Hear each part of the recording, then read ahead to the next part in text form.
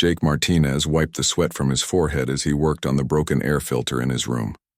The Starship Horizon's edge was quiet at this late hour. Most of the crew was asleep, but Jake liked working when no one was around. It helped him think better.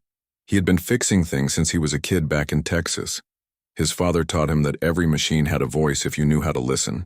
Right now, the air filter was telling him that its power coupling was loose. Jake reached for his tools and started to work. A strange humming sound filled the air. Jake looked up from his work table and saw something that made him drop his wrench. A purple circle of light was forming above his desk, getting bigger and brighter. Sparks of energy danced around its edges like tiny lightning bolts. "What the hell?" Jake muttered, backing away from his desk. The purple circle suddenly opened, like a door. A small figure fell through it and crashed onto Jake's desk, scattering his tools and papers everywhere. The purple light disappeared with a soft pop. Jake stared at the person on his desk. It was definitely not human. She had blue skin that seemed to glow softly in the dim light of his room. Silver markings covered her arms and face in swirling patterns. Her hair was white as snow and hung down to her shoulders. When she looked up at him, he saw that her eyes were bright purple, like jewels. "Oh no, oh no, oh no," the alien girl said in perfect English, though her voice had a musical accent Jake had never heard before. "This is so embarrassing. I am very sorry for falling into your room." She was small, maybe 5 feet tall, and wore a simple gray uniform that looked like the ones worn by the research staff. Jake noticed that despite falling through what looked like a portal, her clothes were not wrinkled at all. Her hair was also perfectly neat. "Are you okay?" Jake asked, finding his voice. He moved closer but kept some distance. This was his first time seeing one of the new alien crew members up close. Yes, I am fine," she said, sliding off his desk gracefully. "I am Zara. I work in the research department. My teleportation device is not working correctly tonight. I was trying to reach the observation deck to study the stars, but I ended up here instead." Jake had heard about the Velkari people and their ability to teleport, but seeing it happen was completely different. The Galactic Federation had only accepted humans 3 months ago, and everything about working with aliens was still new and strange. "I'm Jake," he said. "Jake Martinez. I work on the ship's systems." "It is nice to meet you, Jake Martinez," Zara said with a small smile. "You are an engineer, yes? I have read about human engineering methods. Very interesting. Very creative." Before Jake could answer, his door chimed. Captain Lisa Park's voice came through the speaker. "Jake, we detected an energy signature in your quarters. Is everything okay?" Jake looked at Zara, who seemed nervous. "Come in, Captain," he called. The door slid open, and Captain Park walked in, followed by First Officer Ryan Cooper. Both of them stopped when they saw Zara standing next to Jake's scattered tools. "What happened here?" Captain Park asked, looking around the messy room. "I apologize, Captain," Zara said, bowing her head. "My teleportation matrix had a malfunction. I was attempting to travel to Deck 7, Section 12, but my coordinates were incorrect. I materialized in Mr. Martinez's quarters by mistake. First, Officer Cooper pulled out a small device and scanned the area. "I'm reading residual teleportation energy," he reported. "Matches Velkari signatures." Captain Park nodded.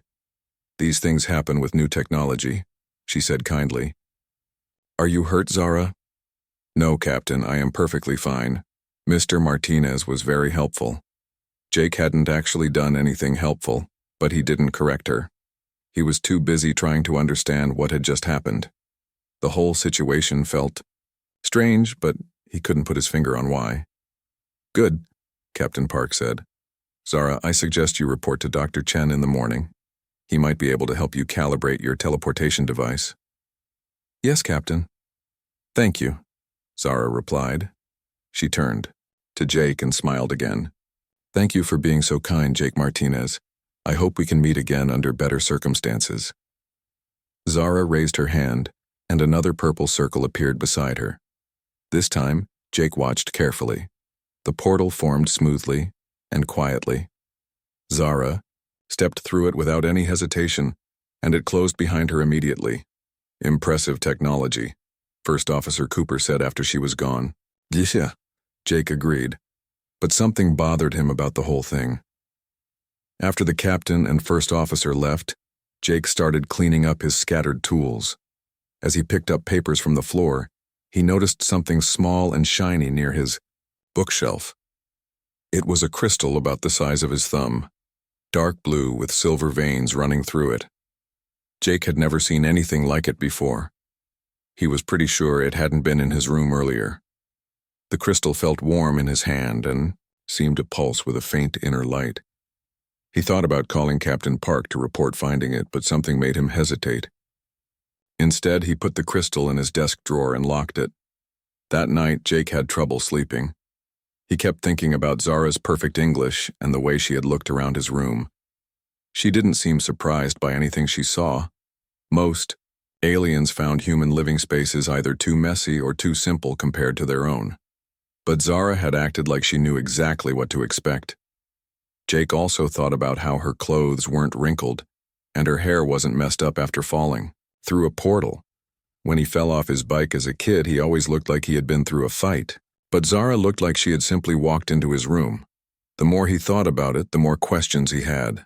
Why was a research worker trying to get to the observation deck so late at night? Why did her teleportation device work perfectly when she left but not when she arrived? And what was that crystal doing in his room? Jake finally fell asleep just before dawn, but his dreams were filled with purple light and silver patterns. In his dreams, Zara was always smiling at him, but he could never tell if she was being friendly or if she was hiding something. When he woke up the next morning, the first thing Jake did was check his desk drawer. The crystal was still there, warm to the touch and pulsing with that strange inner light. He had a feeling this was just the beginning of something much bigger than a simple teleportation accident. Jake got dressed and headed to the cafeteria for breakfast. He had work to do, but he couldn't stop thinking about his unexpected visitor. Something told him he would be seeing Zara again very soon. 2 weeks passed before Jake saw Zara again. He had almost convinced himself that the strange crystal in his desk was just some piece of alien technology that had been left behind by mistake. Almost.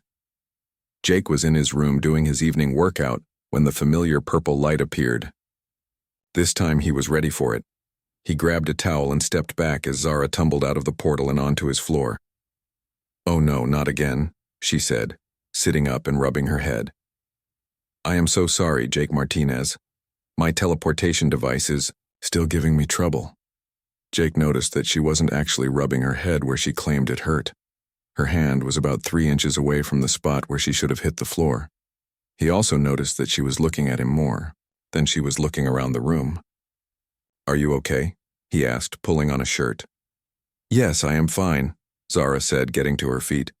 "I was trying to reach the library, but I ended up here instead. This is very embarrassing." Jake handed her a glass of water from his desk. "The library is on deck 4. That's pretty far from here." "Yes, my coordinates were very wrong," she agreed, taking the water. "Thank you. You are very kind." They talked for a few minutes about the ship and their work. Zara asked a lot of questions about human exercise routines and why humans like to make themselves tired on purpose. Jake found himself enjoying the conversation more than he expected. When Zara left through another perfect portal, Jake realized she had stayed much longer than the first time. He also realized that she knew things about human customs that weren't in any of the Federation databases yet. A week later, Zara appeared again. This time, Jake was taking a shower. He heard the familiar humming sound and quickly wrapped a towel around himself before stepping out of the bathroom. Zara was standing in his main room with her hands covering her eyes, but Jake caught her peeking through her fingers before she noticed him looking. "I am so sorry," she said quickly. "I heard water running and I did not want to intrude. I was trying to reach the cafeteria, but my device brought me here again." "It's okay," Jake said. "Give me a minute to get dressed." When he came back out, Zara was sitting at his desk looking at a picture of his family. She seemed very interested in the photo of his sister Kate. "Is this your family?" she asked. "Yeah, that's my sister Kate. She lives back on Earth. She looks very much like you." "Do all human families share similar features?" Jake spent the next hour explaining human genetics and family relationships. Zara was fascinated by everything, especially the idea that humans could choose their own life partners instead of having them chosen by their families. The next week, Zara appeared right in the middle of Jake's video call with his sister. Kate's eyes went wide when she saw the blue-skinned alien girl suddenly standing in her brother's room. "Jake, who is that?" Kate asked from the screen. "This is Zara," Jake said. "She's a colleague from the ship. Zara, this is my sister Kate." "Hello, Kate," Zara said, waving at the screen. "It is very nice to meet you. Jake has told me much about you." After the call ended, Kate messaged Jake privately. "She's pretty," his sister wrote. "And she likes you, I can tell." Jake denied it, but he had started to notice things too. The way Zara smiled at him, how she always found excuses to stay longer, the way she seemed genuinely interested in everything he said, but he was also getting more suspicious about her accidents. Jake decided to do some research. He went to see Lieutenant Amy Foster in the security department.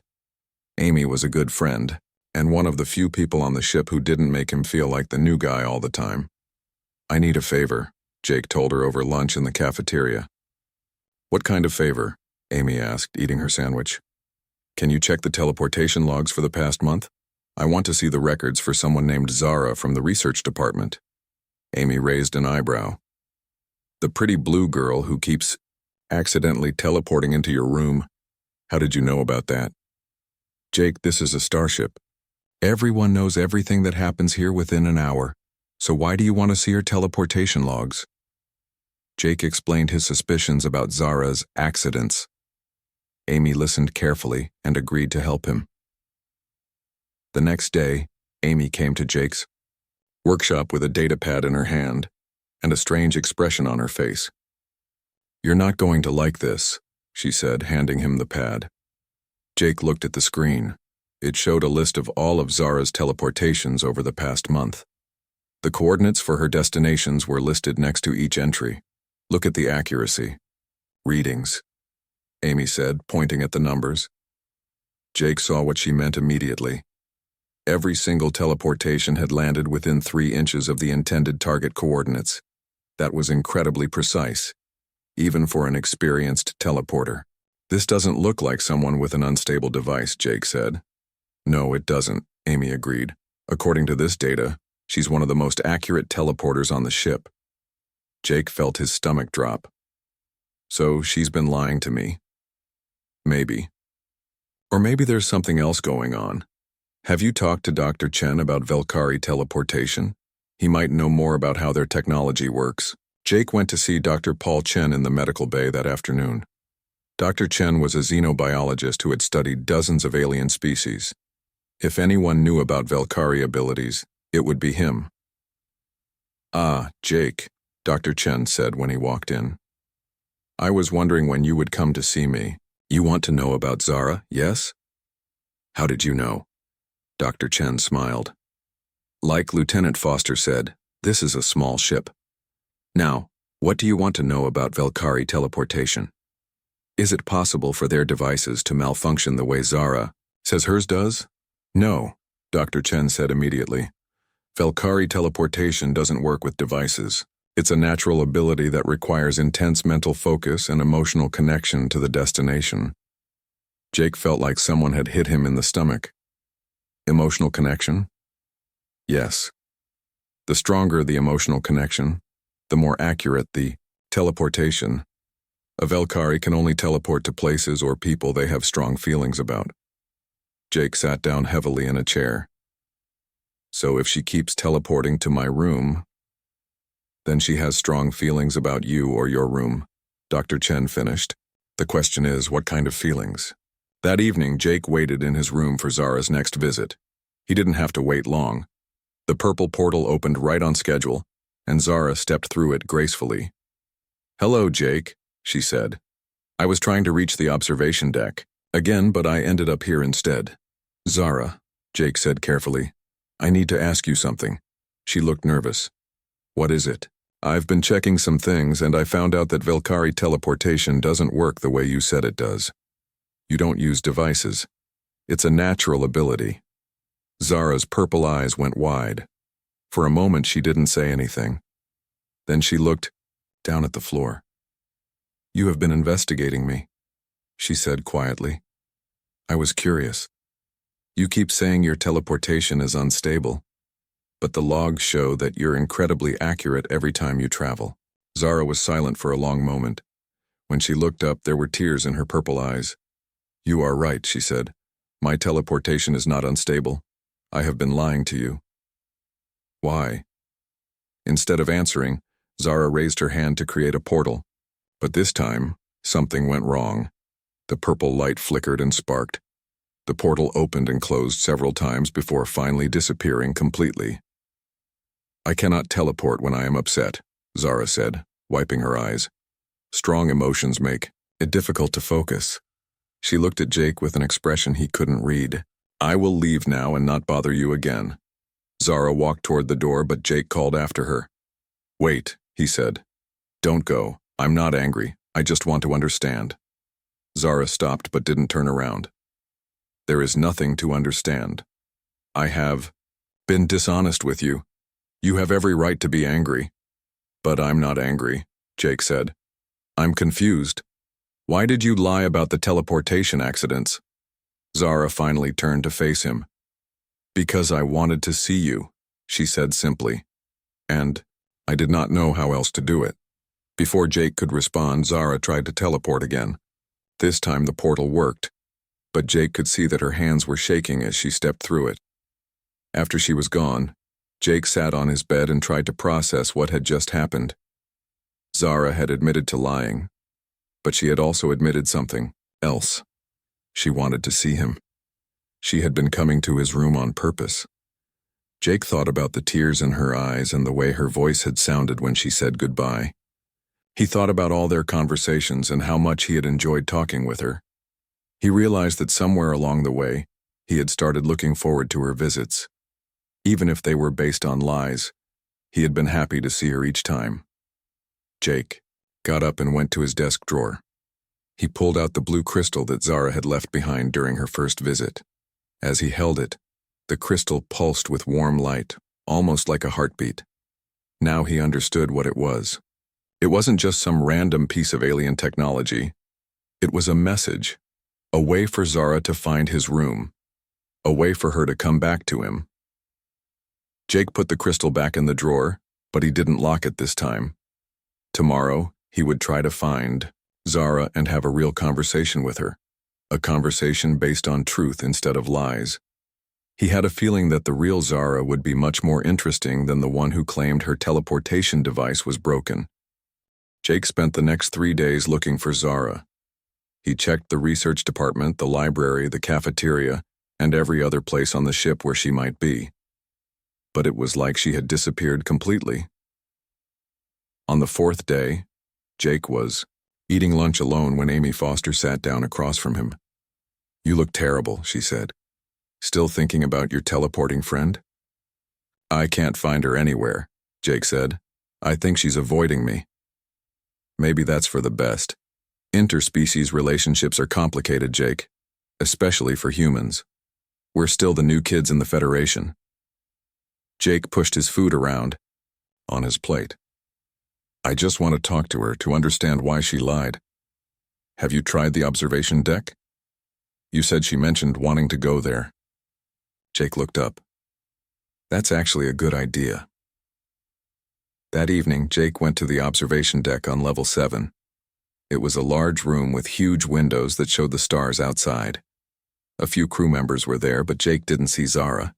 He was about to leave when he heard a familiar voice behind him. Hello, Jake Martinez. Jake turned around and saw Zara standing near one of the smaller windows. She looked different somehow. Sadder. Zara, he said. I've been looking for you. I know. I have been hiding from you. I thought it would be easier for both of us. Jake walked over to stand next to her. Why did you really come to my room all those times? Zara was quiet for a moment, looking out at the stars. I was conducting research, she said finally. But not the kind I told you about. What kind of research? I was studying human behavior, specifically how humans react to unexpected situations and new relationships. Jake felt disappointed. So I was just a test subject. No, Zara said quickly. It started that way, but it became something else, something I had never experienced before. She turned to look at him. On my world, everything is planned. Our careers, our homes, our marriages. Everything is decided for us before we are born. But humans choose their own paths. You have something we call emotional chaos. But I think it is actually a kind of freedom. Jake didn't know what to say. Why my room? Why me? I read your personnel file when I first arrived on the ship. Your background was interesting. You left a good job on Mars to join the Federation. You made a choice that your family did not understand. I wanted to know why. And what did you find out? Zara smiled for the first time since he had found her. I found out that human choices are not always logical, but they are often brave. And I found out that talking with you made me feel things I had never felt before. What kind of things? Hope, excitement, the feeling that maybe I could choose my own path too, like humans do. Jake felt his heart beating faster. What about the crystal you left in my room? You found it? Zara looked surprised. The first night you visited, it was behind my bookshelf. Zara's cheeks turned a darker shade of blue. That was not supposed to happen. It is a personal beacon. It helps me find places that are important to me. So my room is important to you? Yes, she said quietly. Very important. They stood in comfortable silence for a while, watching the stars. Finally, Jake spoke. Would you like to continue your research? But this time we could call it cultural exchange instead of lying about teleportation accidents. Zara's eyes lit up. You would want to do that? Even after I deceived you? Yeah, I would. I enjoyed our conversations even if they were based on lies. I think the real ones will be even better. From that day on, Jake and Zara met regularly in his quarters. They called it their cultural exchange program. And Captain Park even approved it officially after Jake submitted a formal request. Zara taught Jake about Velkari society and their teleportation abilities. She explained that her people lived in huge cities with no crime and no conflict. Everyone had their role and everyone followed the rules. It sounds peaceful, Jake said one evening as they shared dinner in his room. It is peaceful, Zara agreed. But it is also empty. There is no excitement, no discovery, no chance to be surprised by life. Jake taught Zara about human culture and history. He showed her movies and music and books. Zara was fascinated by everything, but she loved music the most. Human music has something my people call emotional mathematics, she said after Jake played some jazz for her. The patterns are chaotic, but they create feelings. Velkari music is perfectly structured, but it creates no emotions at all. Jake got his guitar out of his closet and played a simple song for her. As he played, something amazing happened. Zara started teleporting in tiny jumps around the room. She would disappear and reappear a few feet away, over and over again. What are you doing? Jake asked, stopping his music. Zara looked confused. I was teleporting? I did not realize. It happens sometimes when I feel strong emotions. What emotions? Zara's cheeks turned dark blue again. Joy, she said softly. Your music makes me feel joy. Jake started playing again, and Zara continued her little teleportation dance around the room. It was the most beautiful thing Jake had ever seen. Their friendship grew stronger over the weeks. Jake learned that Zara was incredibly smart and funny. She had a way of looking at human behavior that helped Jake understand his own species better. Zara learned that Jake was kind and patient and willing to listen to her ideas without judging them. She had never met anyone who treated her opinions as important. One evening, Zara arrived at their usual meeting time looking upset. What's wrong? Jake asked. I received a message from my family today, she said. They want me to return home soon to begin preparations for my bonding ceremony. Bonding ceremony? It is like what humans call marriage. My partner has already been chosen for me. He is from an important family, and our bonding will strengthen political connections between our clans. Jake felt like someone had punched him in the stomach. Do you want to bond with him? It does not matter what I want, it is my duty. But what if you chose someone else? What if you chose for yourself, like humans do? Zara looked at him with tears in her purple eyes. I cannot. My family would disown me. I would lose everything. You would gain your freedom. Freedom is easy for humans to talk about. You have always had it. For Velkari, freedom is terrifying. We do not know how to live without rules and plans. Jake wanted to tell her that she could learn. He wanted to tell her that freedom was worth the risk. But he could see how scared she was, and he didn't want to push her. That night, Zara's teleportation became unstable again. The portal she created flickered and sparked before finally opening. Before she stepped through it, she turned back to Jake. Thank you for teaching me about human freedom, she said. Even if I cannot have it myself, I'm glad to know it exists. After she left, Jake sat in his room feeling terrible. He realized that somewhere during their cultural exchange, he had fallen in love with Zara. The thought of her being forced to marry someone she didn't choose made him angry and sad at the same time. Jake's best friend on the ship was Commander Sam Rodriguez.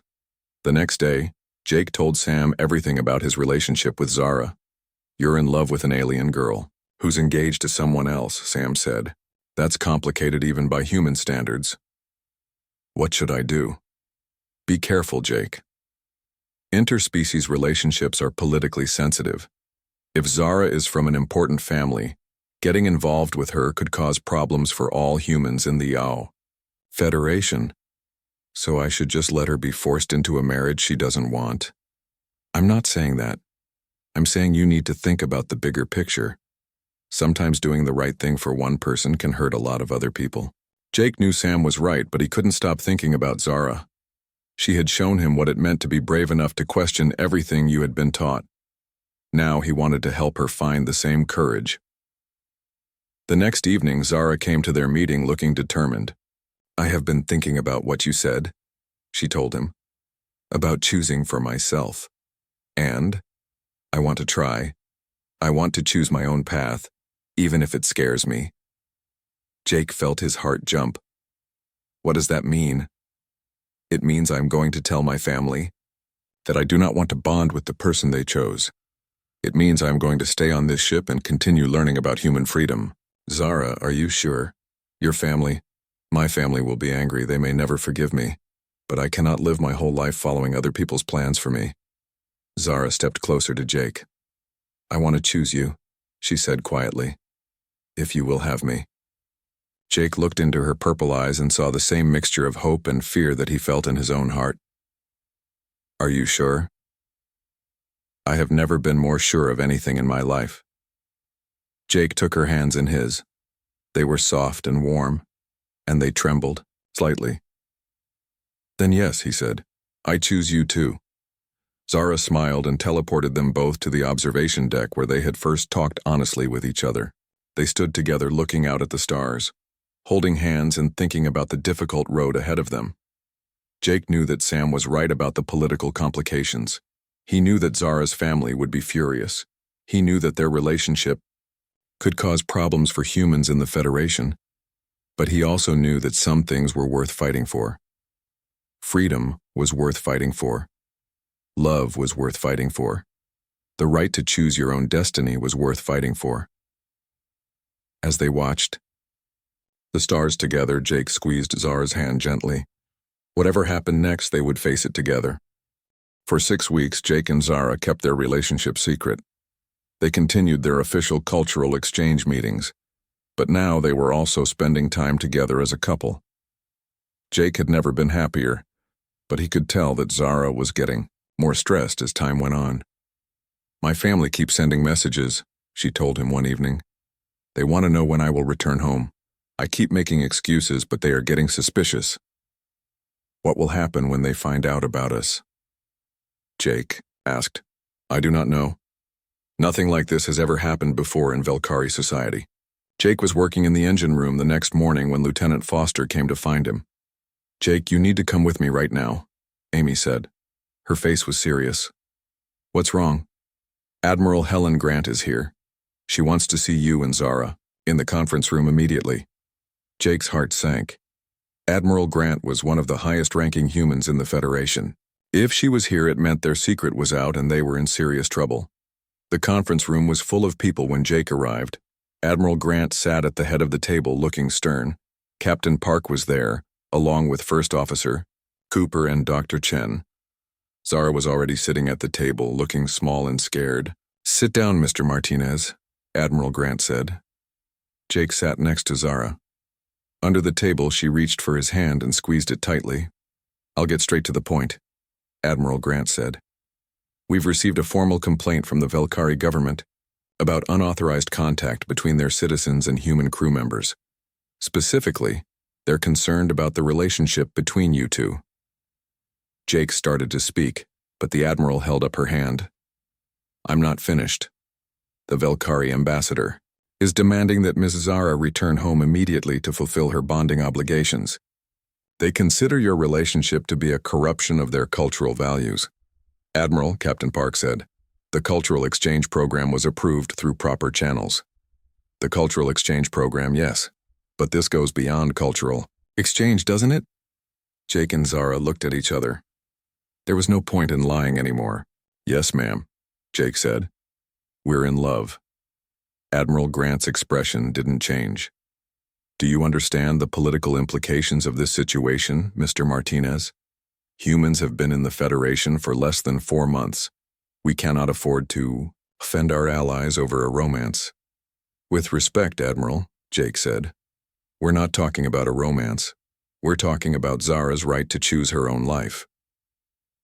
The Velkari don't see it that way. They see it as humans interfering with their internal affairs. Before anyone could respond, the conference room door opened. A tall alien figure walked in, followed by 2 guards. Jake had never seen a Velkari male before.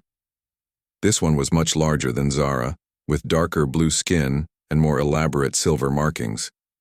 His purple eyes were cold and angry. "Ambassador Threllax," Admiral Grant said, standing up. "Thank you for coming." Zara made a small sound of fear. Jake realized this must be her father. "Admiral Grant," Ambassador Threllax said in a deep voice, "I have come to collect my daughter and end this disgraceful situation." He looked at Zara with disappointment. "You have brought shame to our family, Zara. Your intended partner's family is considering withdrawing from the bonding agreement. Do you understand what that means?" "Father, Zara started to say. "You will not speak," her father interrupted. "You have said enough already. We are leaving immediately." "She doesn't want to go," Jake said, standing up. Ambassador Threllax turned his cold gaze to Jake. "You are the human who has corrupted my daughter's mind with your primitive emotional chaos." "I didn't corrupt anything. I helped her realize she has choices." "Choices," the ambassador said with disgust. "Human concepts have no place in Velkari society. We have order, we have stability, we have peace. Your species brings only confusion and conflict wherever you go." "We also bring freedom," Jake replied. "Freedom is overrated, Mr. Martinez," Admiral Grant said firmly. "Sit down." Jake reluctantly sat back down, but he kept hold of Zara's hand. Ambassador Threllax looked at his daughter. "Zara, you will come with me now. Your bonding ceremony has been moved up. It will take place in 2 weeks." "Father, please," Zara said, with tears in her eyes. "I do not love him. I love Jake." "Love," her father said with contempt. "Another human concept that has poisoned your mind. Velkari do not marry for love. We bond for the good of our families and our society." "What if I refuse to go?" Zara asked quietly. "Then you will be disowned. You will lose your citizenship and your family name. You will have nothing." The room was silent for a moment. Jake could feel Zara trembling next to him. "That doesn't sound like much of a choice," Dr. Chen said. It is the only choice she needs, Ambassador Threllax replied. Actually, Captain Park said, there might be another option. Everyone turned to look at her. What if Zara applied for Federation citizenship? As a researcher on this ship, she's eligible. Ambassador Threllax's eyes flashed with anger. You would harbor a fugitive from Velkari law? She wouldn't be a fugitive. She would be a Federation citizen making her own choices. This is unacceptable, the ambassador said. If you protect my daughter from her obligations, it will be considered an act of aggression against the Velkari people. Admiral Grant looked troubled. Captain Park, we cannot risk a diplomatic incident over this. With respect, Admiral, Jake said. What kind of Federation are we building if we force people to return to lives they don't want? Mr. Martinez, you're not thinking about the bigger picture. There are millions of humans who could suffer if we damage our relationship with the Velkari. And there's one Velkari who will suffer if we don't protect her right to choose. The argument continued for another hour, but Jake could see that Admiral Grant had already made up her mind. Political stability was more important than individual freedom. Finally, Admiral Grant stood up. Here's my decision. Ms. Zara will return to Velkari space with her father. Mr. Martinez will be transferred to another ship to avoid further complications. Admiral, please, Jake started to say. This discussion is over. As everyone began to leave the conference room, Zara's emotions overwhelmed her. Her teleportation abilities went completely unstable. Purple portals began opening and closing randomly around the room. One opened right next to the wall and sucked in a chair. Another opened in the ceiling and rained down papers from somewhere else on the ship.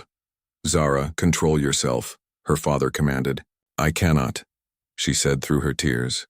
I am too upset. The portals continued to multiply and grow larger. One opened directly in front of Admiral Grant, who jumped back in alarm. This is dangerous, Dr. Chen said. Her emotional state is causing a cascade failure in her teleportation matrix. Suddenly, one of the larger portals opened right next to the conference table. Through it, Jake could see the ship's engine core. Red warning lights were flashing and he could hear alarms going off.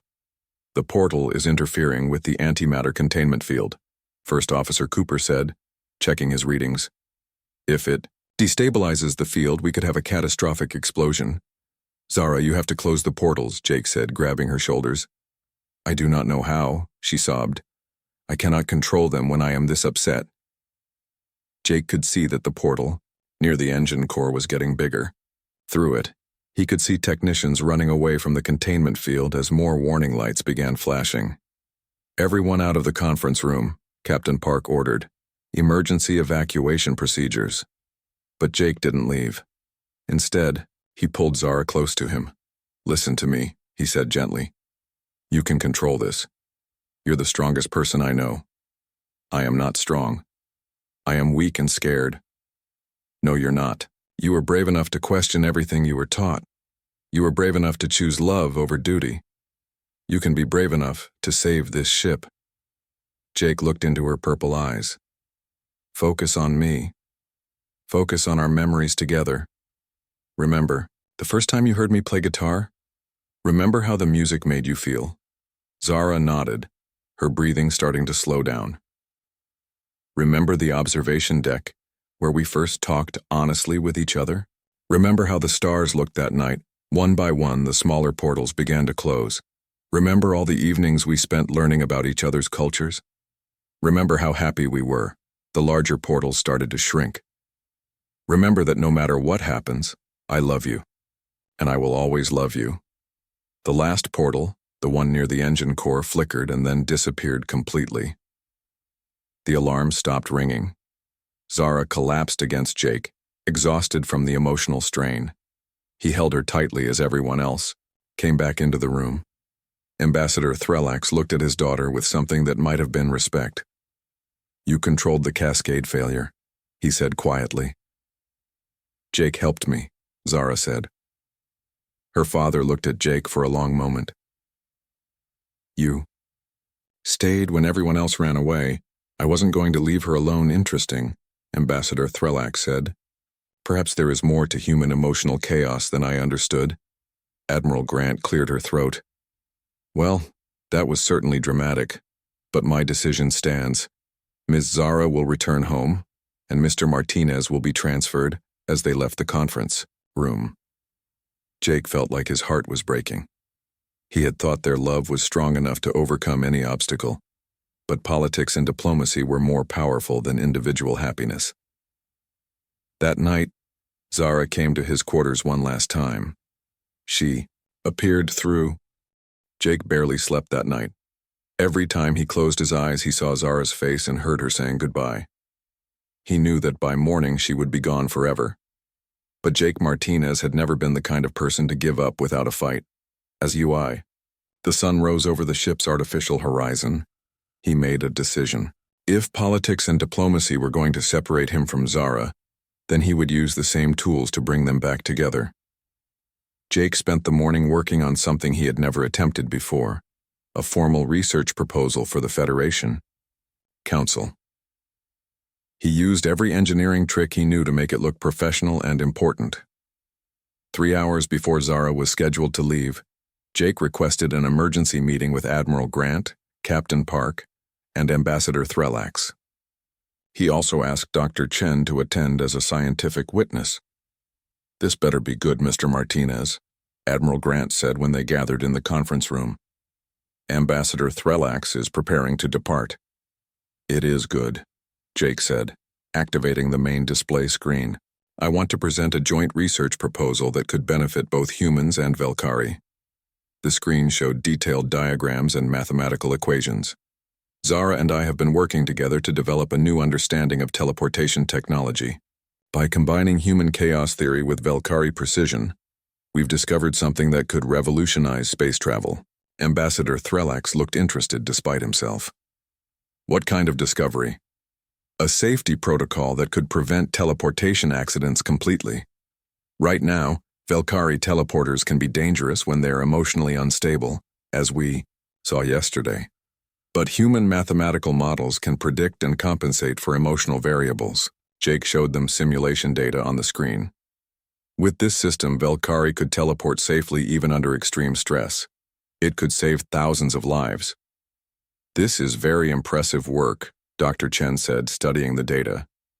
"Have you tested these theories?" "Not fully," Jake admitted. "We need more time to complete the research, and we need both human and Velkari expertise to make it work." Admiral Grant looked skeptical. "Mr. Martinez, are you trying to use science to avoid a political problem?" "I'm trying to show you that Zara and I are better together than we are apart. Our different ways of thinking complement each other. That's not just true for our relationship. It's true for our work too." Before anyone could respond, alarms started going off throughout the ship. First Officer Cooper's voice came over the intercom. "All senior staff to the bridge immediately. We have a situation." They rushed to the bridge where Cooper was coordinating with the security team. "Captain, we're detecting weapon signatures from a small ship that just dropped out of hyperspace. They're demanding that we surrender the Velkari researcher to them." "Who are they?" Captain Park asked. "They identify themselves as the Pure Velkari Movement. According to our database, they're a radical faction that opposes any contact with alien species." Ambassador Threllax looked grim. "I was afraid this might happen. They view my daughter's relationship with a human as a betrayal of Velkari purity. They have come to take her by force." "Can we fight them off?" Jake asked. "Their ship is small but heavily armed," Cooper reported. "They're threatening to destroy the horizon's edge if we don't comply." Admiral Grant turned to Ambassador Threllax. "Will your government support us if we resist?" "I do not know. This puts us in a very difficult position." As they debated what to do, Jake realized that Zara was not on the bridge. "Where is Zara?" "She should be in her quarters preparing to leave," her father said. Jake had a terrible feeling. What if the radicals try to teleport directly onto the ship to take her? Before anyone could answer, Dr. Chen's communicator beeped. "Dr. Chen to the bridge, we have a medical emergency in the research section. Multiple teleportation signatures detected." They ran through the corridors toward the research section. When they arrived, they found chaos. Several Velkari in black, Uniforms were trying to force Zara into a portable teleportation device. She was fighting them, but her emotional state was making her own teleportation abilities unstable again. "Stop," Ambassador Threllax commanded as they entered the room. "Ambassador," one of the black-uniformed Velkari said, "we are here to cleanse your daughter of human contamination. She will be purified and bonded to a proper Velkari male." "You have no authority here," the ambassador replied. "We have the authority of Velkari purity." The leader of the radicals activated a device that created a teleportation dampening field. "Now she cannot escape through teleportation, and neither can we. We will take her by force if necessary." Jake stepped forward. "You'll have to go through me first." The radical leader laughed. "One human against 6 trained Velkari warriors? You are either very brave or very stupid." "Maybe both," Jake said. What happened next surprised everyone. Zara's unstable teleportation suddenly became focused and controlled. She teleported rapidly around the room, appearing behind each of the radicals just long enough to disable their weapons before disappearing again. "How is she doing that?" Dr. Chen asked in amazement. "The dampening field should prevent teleportation." "Human chaos theory," Jake said with a grin. "Zara learned to use her emotional instability as a weapon instead of a weakness. The dampening field can't stop what it can't predict." Within minutes, all 6 radicals were disarmed and surrounded by ship security. The dampening field flickered and died as its generator was damaged in the fight. "Impossible," the radical leader said. "Velkari abilities cannot be enhanced by human concepts." "You're wrong," Zara said, appearing next to Jake. "Human creativity and Velkari precision make each other stronger." Ambassador Threllax stared at his daughter with amazement. "You used your emotions to improve your abilities instead of letting them control you. Jake taught me that emotions don't have to be a weakness. They can be a source of strength if you understand how to use them." Admiral Grant looked at the disabled radicals, and then at Jake and Zara. "That was some very impressive teamwork."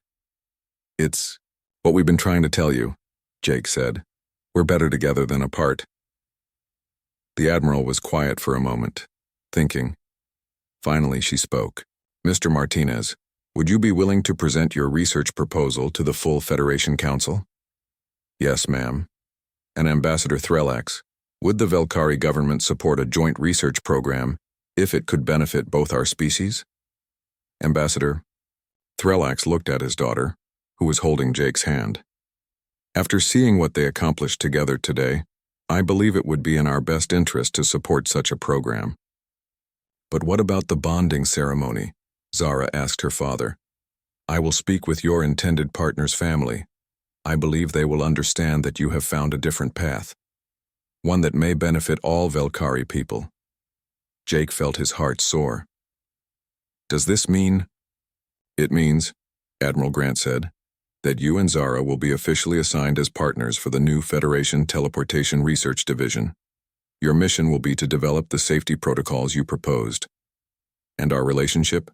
Zara asked. Ambassador Threllax sighed.